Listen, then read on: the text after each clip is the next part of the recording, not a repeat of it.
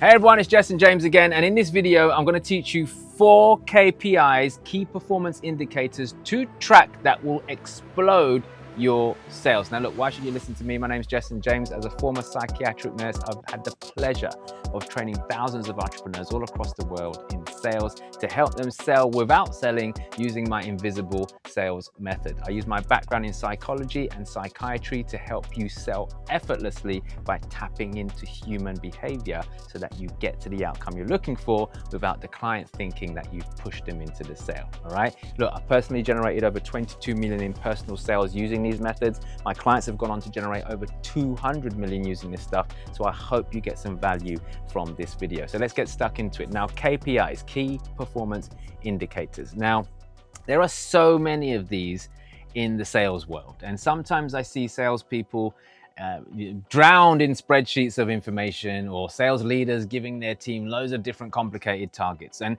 I just wanted to share the top 4 that you should all be measuring right now. And the reason I want you to measure them is so that you can see where the sales pipeline is broken, so you can fix it. Because at the end of the day, if you can't see what's going wrong, you can't fix it, okay? Otherwise it becomes guesswork. So let's get stuck into this right now. Number 1, the holy grail, okay, is how many calls have you got booked, all right? This is what a lot of salespeople are looking for. How many closes, how many calls have you got booked, right? So the first KPI I want to talk about are number of calls booked. Now, this is something that a lot of sales leaders will push their team to do, okay? They will say, look, how many calls you got booked in today? How many calls you got booked in today? How many calls you got booked in today? So look, at the end of the day, when it comes to calls booked, it's always about making sure that your team are not overwhelmed, okay? Because you can have 100 calls booked in a diary, but don't have the energy to deal with all of them, right? So I found when it comes to high ticket calls, normally something between 4 to 6 is enough, because some people don't show up, obviously, and the ones that do, they're long calls, okay? Shorter conversations, that's different. You can maybe double or triple that figure. But for a high ticket call, can vary, right? It can last 45 minutes to an hour sometimes. Sometimes it can go on a little bit longer. So you got to think about it. Do you want to drain your team out? Do you want to drain yourself out? So that 4 to 6 calls booked is about the sweet spot, okay? Now, when you start getting more volume, you probably want to think about scaling and getting a team to help you with this. Or you might want to start thinking about, okay, maybe I will double book, because sometimes people will not show up and stuff and things like that, all right? But that's a different conversation. I'll save that for a different video. So the first metric we want to measure when it comes to sales, first KPI, is number of calls booked, okay? Now we know that we're getting calls booked enough quantity on a daily basis. We know that metric, okay? The next metric, then the second one that we want to measure, is how many show up. So your show rate. So what is your call show rate? So out of all of the people that have booked a call, what's the call show up rate? Now the reason we want to monitor this is because if we're getting 10 calls booked, but only 2 people are showing up for these calls, that basically means we've got a 20% show up rate, which ultimately means we've got an 80% no show rate. Now that for me is worrying. If you've got an 80% show rate, as in 20% are not showing up, I wouldn't be too worried about that. I think that's a really good place to be, all right? It's hard these days to have a 100% show rate, all right? If it happens, congratulations. If it doesn't, don't beat yourself up, all right? People are people at the end of the day. They'll book a call and they don't show up. It happens. So if you've got about 80% show rate, you're good. However, if you're sub that, something's going wrong here. Now, the reason I want you to measure this is so that you can see where it's broken. Somewhere between when they have booked a call to actually taking the call, something has happened here that has prevented them from showing up. So let's look at all the things that could potentially go wrong. Number 1, when they initially booked the call, were they sent a confirmation or a text or a calendar link to stick it into their calendar there and then, okay? Did that happen? Okay, yes or no? If it did, great. Has it gone to their spam folder? How did you send that to them? We personally prefer to send it via SMS or WhatsApp, not just the email, because you know what happens with emails. They end up in the spam folder. They actually end up in an inbox full of other people's emails as well, and they get lost. People forget. And believe me, people aren't as organized as they say they are. So they struggle with actually sticking to appointments at times. Now, there's a caveat to that. If someone had an appointment to pick up $1 million in a briefcase at a particular location, at a particular time, on a particular day, I think they'd remember that appointment, right? So what I'm trying to say is, as much as you're amazing, as much as you're brilliant, as much as you know you can help your prospect, they don't see you as that $1 million briefcase. So it's not quite high up in their priority list. So you've got to do everything you can to help them remember. So if your show rate is low, we need to look in the confirmation process. What's been going on? Have they been sent reminders? Have they got text messages?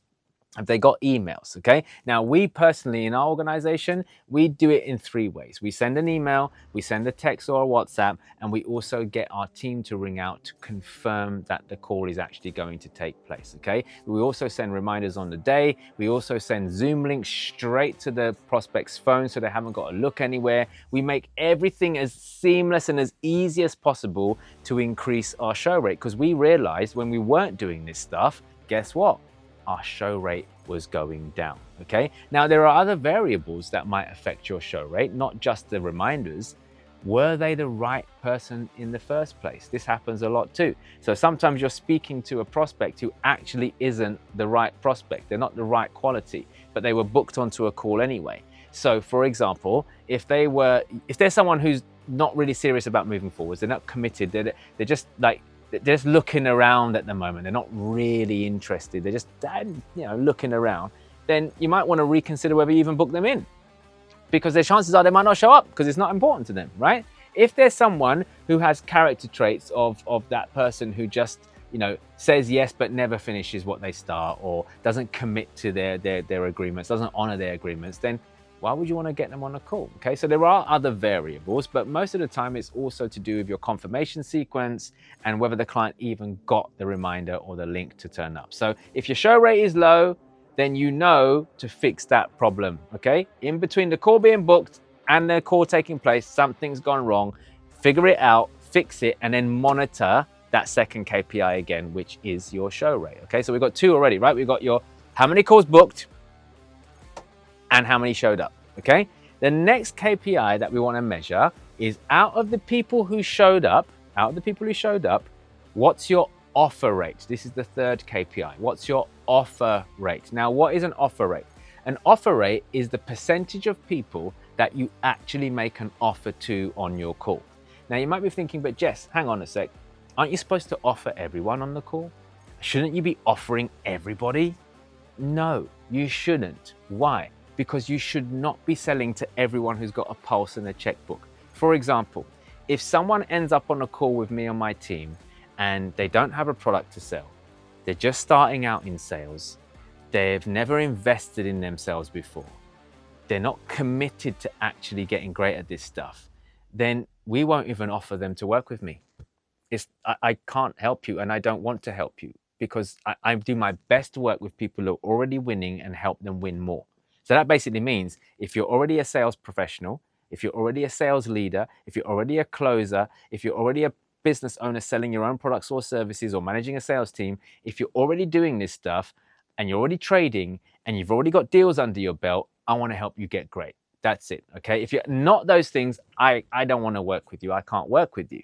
So if you somehow manage to slip through the net and get onto a call with us and you are not the kind of person that I can help, we don't make you an offer, which basically means it affects our offer rate. Now, of course, you want to be at 100% offer rate, but now you can see why a lot of people don't actually get offered the product, because it's not good for them. Let's be perfectly honest, right? If you're in sales or if you're in business, do you want your clients to get results? Do you want them to feel satisfied? Do you want them to feel happy? Of course you do. How are you going to get results for someone who your product actually isn't good for? You're not going to get any results from that. So me trying to put someone through my closing incubator program, which is 12 weeks working one-to-one with me privately, when you've never sold before, haven't even done a sales call before, are not even talking to prospects, how can I help you move the needle forward? Because for me, in the very first call that I have with my clients on the closing incubator program, I eliminate up to 70% of their problems in that first call. It's a bit like my client Nick Stubb. One call, one conversation, I eliminated 70% of the challenges he was facing in his closing pipeline. He went on to make £30,000 the following week. Within 6 days, he did that. I can't help you do that if you've got nothing to sell. I can't help you do that if you've never had a sales conversation before. Is that making sense? So for me, it's pointless selling to people who I can't get case studies from. It's pointless selling to people who I can't get results from. Same for you. Stop making offers to people or trying to close people who are not going to become a product of your product, who won't become an advocate for you, who you can't leverage as a case study. It's a waste of freaking time. So the third metric we want to measure is offer rate. Out of the people who booked calls and showed up, how many of them were suitable enough for you to make an offer? Now, if your offer rate is low, I would say, again, sub 80%, then we've got a problem. Now, what is that problem? It basically means we've got a marketing problem. Now we need to go right back to the beginning, okay? Forget how many people confirmed. We need to look at what was happening before they booked a call. What did they see before they booked a call? And more importantly, who let them book a call? Is it making sense? Was it technology? So if you've got a software or funnel that's screening people and letting them open up the calendar, is that malfunctioning? Are people lying on their forms? Did your DM setter or your appointment setter just get people onto the call because they get commissioned every single time they book a call for you? What's going on there? Okay, now I had the same thing with a client of mine, Deepak. During a sales conversation recently, we were talking about this, and he was saying, like, sometimes I'm getting people book on who are not actually interested in my services. They're just there to find out a little bit more, but they're not serious right now. And when I broke down what was going on and when I analyzed what was going on, we found out that the reason why his offer rate was dropping is because his appointment setter, who was commission based, was just hitting their targets so they get paid.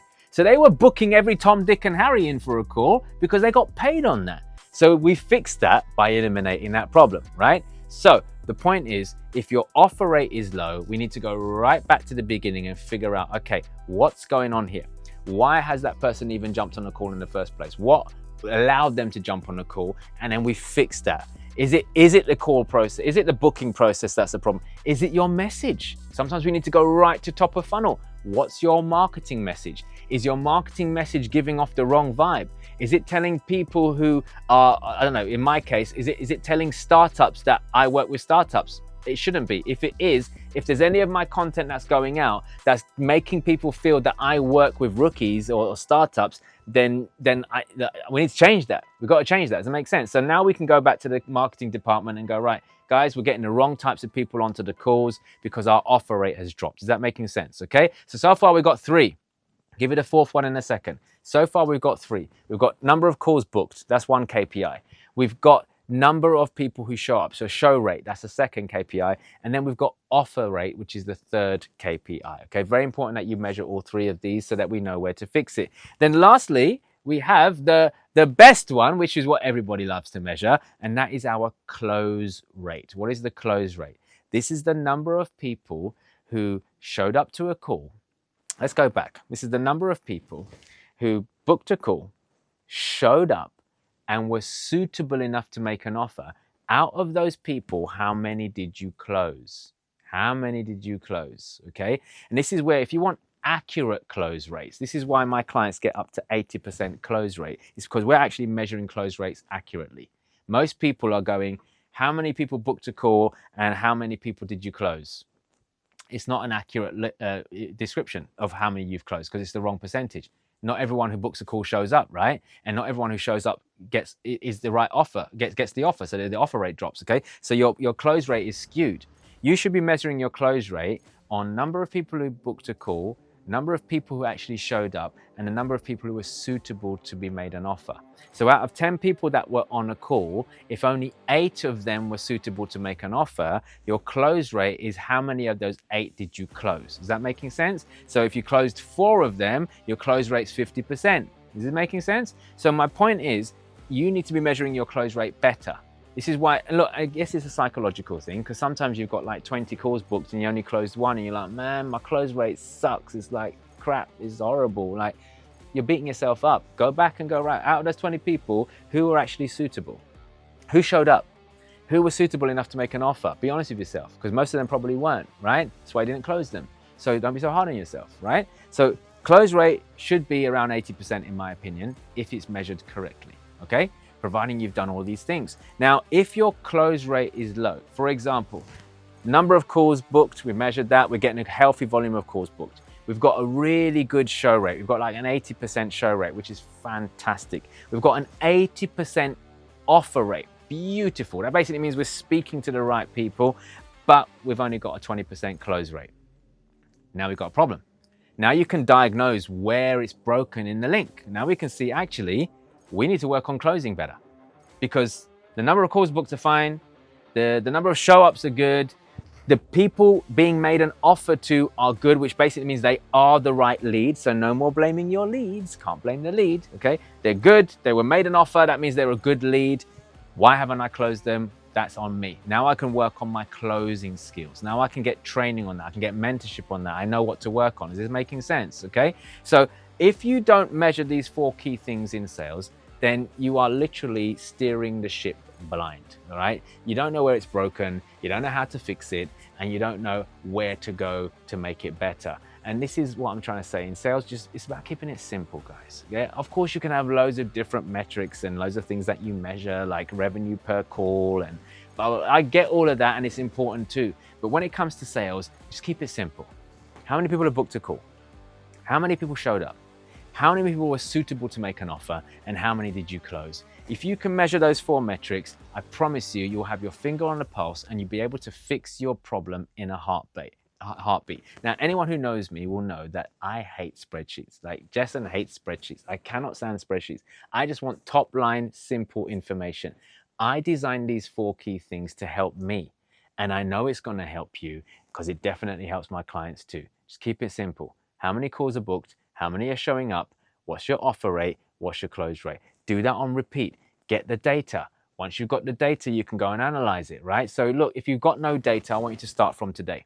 Start measuring how many calls you're getting booked on a daily basis, how many people are showing up, how many people were good enough to make an offer to, and how many did you close. You start measuring that over the next 2 weeks, you'll have 2 weeks worth of data. You start doing that over 4 weeks, you've got 4 weeks worth of data. The more data you collect, the more accurate it starts to become. And then and only then, my friends, will you be able to diagnose accurately where your sales pipeline is broken so you can fix it, okay? Now look, I hope you found this useful, but I want to take it a step further.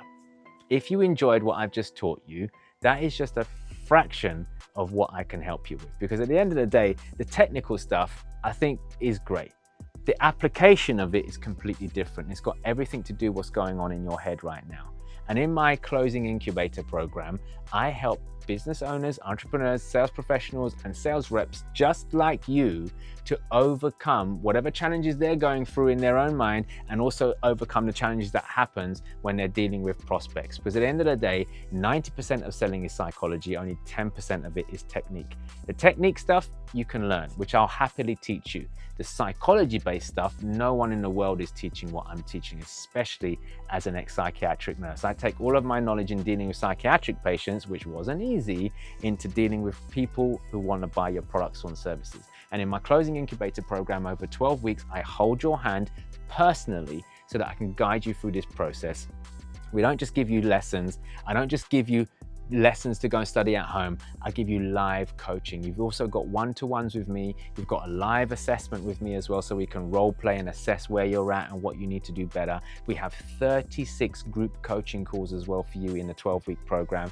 It is an absolute no-brainer. And right now, if you're seeing this video, we have some scholarship funding available that we can contribute towards your tuition, which will drop my fees right down. So it's super affordable for anyone right now looking to elevate their sales game. And I'm only here to work with you if you're already in sales. If you're not in sales, this isn't for you. So if you would like me to hold your hand, if you'd like to book a free application to see whether you qualify for the scholarship fund to work with me on a Closing Incubator, all you've got to do is click on a link somewhere around this video or comment the word closing down below and we will send it to you. So other than that, I hope you found this video useful. Remember the 4 KPIs, number of calls booked, number of people who show up, offer rate, close rate. You measure those 4 things, I promise you it will explode your sales.